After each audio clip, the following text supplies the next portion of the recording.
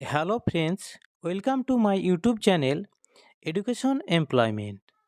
আজকে আমি আলোচনা করব আলিপুরদুয়ারে হেল্পার পদে যে পরীক্ষা হয়েছিল 2021 সালে তার কিছু প্রশ্ন উত্তর নিয়ে।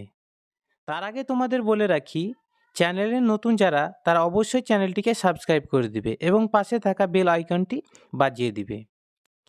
তোমরা জানো, মুর্শিদাবাদ জেলায় কিছুদিন আগে হেল্পার এবং কর্মী পদের বিজ্ঞপ্তি প্রকাশিত হয়েছে। তো সেখানে প্রশ্নের ধরন কী রকম হবে তার সিলেবাস দেওয়া রয়েছে। তো আমি আলিপুরদুয়ার জেলার প্রশ্ন উত্তরগুলি আলোচনা করার আগে আমি তোমাদের এখন যে সিলেবাস এবং প্রতিটা জেলায় যে নিয়োগ হতে চলেছে সেই সিলেবাসটি আমি তোমাদের একটু জানিয়ে দিই। তারপরে আমি প্রশ্ন উত্তরগুলি আলোচনা করব।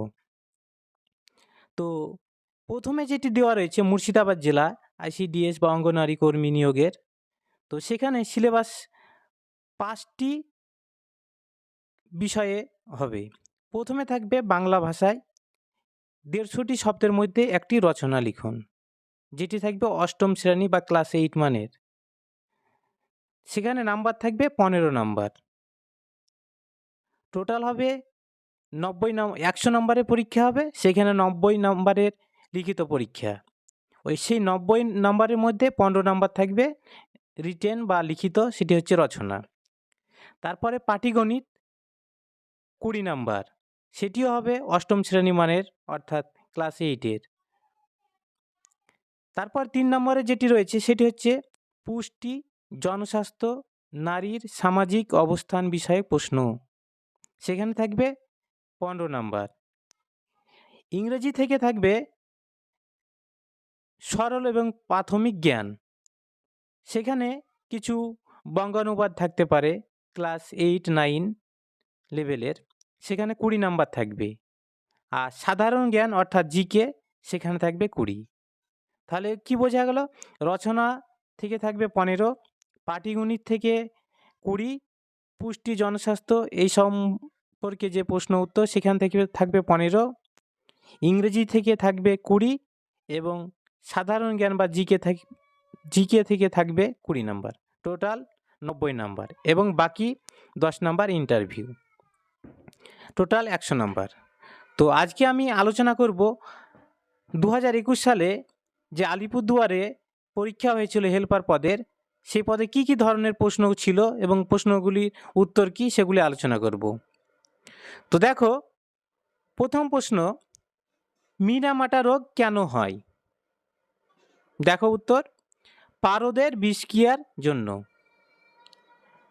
বিভিন্ন ধরনের যে রোগগুলি আছে সেই রোগগুলি সম্পর্কে তোমরা জেনে যাবে, কারণ ICDS যে প্রকল্প সেই সব বিষয়গুলি সেখানে দেখা হয়। বিভিন্ন ধরনের বাচ্চাদের কি ধরনের রোগ হয় বা রোগ সংক্রান্ত যে সব প্রশ্নগুলি আছে অবশ্যই তোমরা জেনে যাবে। সেখান থেকে একটি করে প্রশ্ন আসবে, তোমরা এবারে পরীক্ষায় পেয়ে যাবে। তারপর দেখো, ভিটামিন এর রাসায়নিক নাম কি? ভিটামিন এর রাসায়নিক নাম হচ্ছে রেটিনল। তোমরা ভালোভাবে মনে রাখবে। স্বাধীন ভারতের প্রথম উপরাষ্ট্রপতি কে ছিলেন?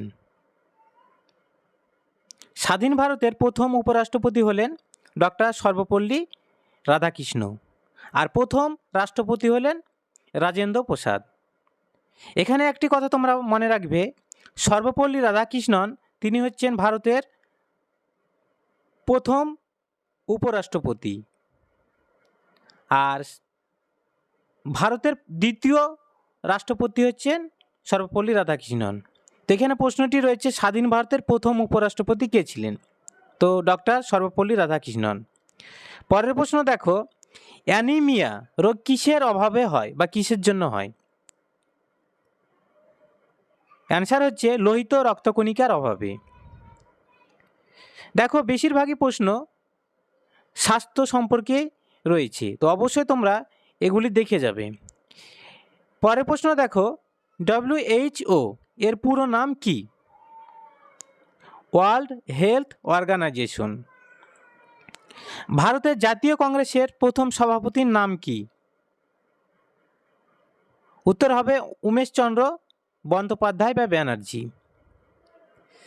তারপর দেখো একটি উক্তি রয়েছে, ডু অর ডাই, করব অথবা মরব। এই উক্তিটি কার? এটি হচ্ছে মহাত্মা গান্ধীর উক্তি। গুরুদেব নামে কে পরিচিত? গুরুদেব নামে পরিচিত হলেন রবীন্দ্রনাথ ঠাকুর, বা বিশ্বকবি নামেও তিনি পরিচিত। ভালোভাবে মনে রাখবে, তিনি গুরুদেব নামে এবং বিশ্বকবি নামে পরিচিত। পোলিও টিকা প্রথম কে আবিষ্কার করেছিল? যিনি প্রথম পোলিও টিকা আবিষ্কার করেছিলেন তিনি হলেন জোনাস এডওয়ার্ড সাল্ক। কোন মশার দ্বারা ম্যালেরিয়া রোগ হয়? অ্যানোফিলিস মশার দ্বারা। মানবদেহে সবচেয়ে শক্ত অঙ্গ কোনটি? দাঁত। দাঁত হচ্ছে মানবদেহের সবচেয়ে শক্ত অঙ্গ। আলিপুরদুয়ারে কয়টি ব্লক আছে? 6টি। যারা যে জেলা থেকে পরীক্ষা দিবে বা যে জেলায় নিয়োগ হবে সেই জেলার সম্পর্কে তোমরা দেখে যাবে। যদি মুর্শিদাবাদ জেলার হয় তাহলে মুর্শিদাবাদ সম্পর্কে জেনে যাবে, কারণ সেখান থেকে 2-1টি প্রশ্ন আসতে পারে। পরের প্রশ্ন দেখো, লাইফ ডিভাইন কার লেখা? শ্রী অরবিন্দ ঘোষ। ভারতের সুপ্রিম কোর্টের বর্তমান বিচারপতি কে? এই হেল্পার পদের পরীক্ষা যে সময় হয়েছিল 2021 সালে, সেই সময় বিচারপতি ছিলেন শরদ অরবিন্দ বোবদে। আর এখন যিনি বর্তমানে রয়েছেন তিনি হলেন ধনঞ্জয় যশবন্ত চন্দ্রচূড়। তোমরা ভালোভাবে মনে রাখবে, 2022-এর যে বর্তমান বিচারপতি রয়েছেন সুপ্রিম কোর্টের তিনি হলেন ধনঞ্জয় যশবন্ত চন্দ্রচূড়। ব্যাংকিং সেক্টরে এনপিআই এর ফুল ফর্ম কি? তো এনপিআই এর ফুল ফর্ম হচ্ছে নন পারফর্মিং ইনভেস্টমেন্ট। এরপরে দেখো বিপরীত শব্দ বা অপোজিট ওয়ার্ড। মর্নিং, খুব সহজ বা ইজি অপোজিট ওয়ার্ডগুলো দেওয়া রয়েছে। মর্নিংয়ের অপোজিট ওয়ার্ড হচ্ছে evening. Light dark, pass fail, day night, last first. তারপর দেখো রচনা দেওয়া রয়েছিল, তো সেখানে 2টি রচনা দেওয়া রয়েছে, যে কোনো একটি রচনা লিখতে হবে। 1 নম্বর দেওয়া রয়েছে কন্যাশ্রী বা কন্যাশ্রী প্রকল্প, আর দ্বিতীয় যেটি রয়েছে সেটি হলো স্বাধীন ভারত বা আমার ভারত মহান। তো এবারের জন্য তোমরা কি কি রচনা করবে বা কি কি ইম্পর্টেন্ট রয়েছে সেগুলি আমি বলবো, তোমরা লিখে রাখতে পারো। তো দেখো প্রথম যেটি সেটি হচ্ছে মিশন নির্মল বাংলা। এই রচনাটি খুবই গুরুত্বপূর্ণ, তোমরা ভালোভাবে মুখস্থ বা দেখে যাবে।